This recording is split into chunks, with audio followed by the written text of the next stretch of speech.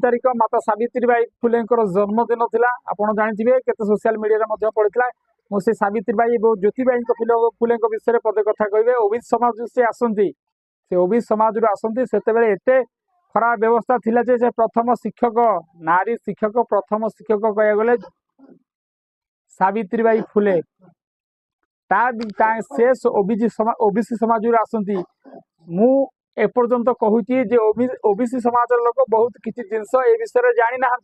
जो जिनसटा सावित्रीबाई फुले विषय टोटाल जानी ना क्या घरे आपण जानते ओडिशा रे मु भावुची 100% ओबीसी भाई मान भितर भौणी मान भितर एडाक 1% जदि जानी ना कहीं जानी नथिबे जे सावित्रीबाई फुले ज्योतिबाई फुले भारतर जड़े क्रांतिकारी लोक अटंती बाल्य विवाह समय पाठ पढ़ार से प्रतिवाद करा सी स्वामी को विवाह कर घर छाड़ी पाठ पढ़ा व्यवस्था करते लोक मान पाठ पढ़ा नारी मान पाठ पढ़ा व्यवस्था करते एक मुझे पूर्व आप शुणु पापी भाई मिश्र मुहर सी केमी कहते किंतु बहुत लोक ओबीसी लोक एपर्यंत लोक एपर्यंत जानी पारि ना जे सी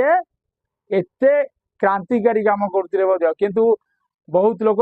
पूजा करती एससी एसटी समुदाय कास्ट लोक एससी एसटी समुदाय लोक बहुत पूजा करती।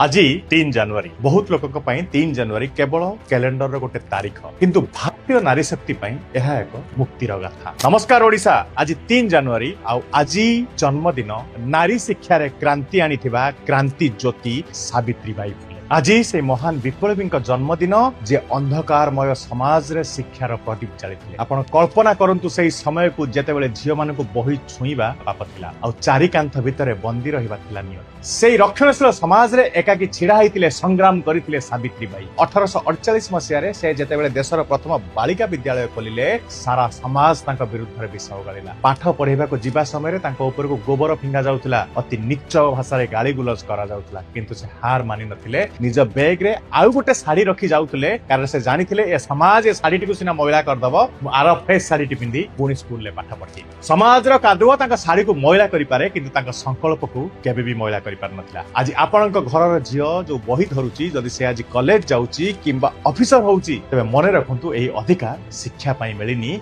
यह सावित्रीबाई का संघर्ष रो मिली। से सिखाइतिले जे शिक्षा बिना बुद्धि हजि जाए आ बुद्धि बिना मानविकता हजि जाए। तेणु आज भली पवित्र दिन रे केवल फूल दीटा चढ़ई तांको सम्मान दियंतु नाही बरं निज घरर प्रत्येक झियो को शिक्षित करिवा पई तांकर स्वप्न को साकार करंतु। मन रखंतु शिक्षा ही सबुठारु बड़ विद्रोह। जदि आपण सावित्रीबाई एही संग्राम को सम्मान जणाउचंती तेबे एही भिडियोटी को शेयर करंतु एवं कमेंट रे गर्वर सह लेखंतु जय सावित्रीबाई।